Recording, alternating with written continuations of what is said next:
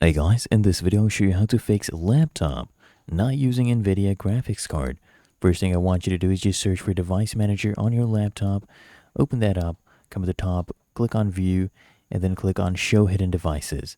Okay, and you can also go ahead and scan for hardware changes as well. You should see all the hidden devices now. You can click here Display Adapters. This one should now show NVIDIA GeForce. Okay, and if you see that, then it's properly connected. You can go to your settings, okay, go to Windows Update, and then come here Advanced Options, go to Optional Updates. If there's any, make sure you do those. That can interfere as well. You can also hit search for Armory Crate, the app, okay, if you don't have it, install that.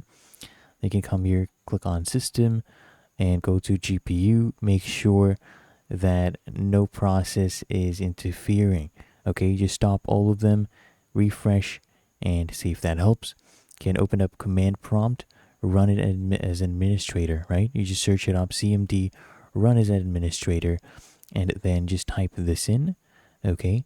PC edit, and then space / PCI Express space force disable, okay? Enter that, and then you can check right here if it's working or not. You can, of course, re-enable and enable this, right? Disable, re-enable this, just right click, and that should fix the issue as well. So if you found this helpful, make sure you smash that like button and subscribe to Quick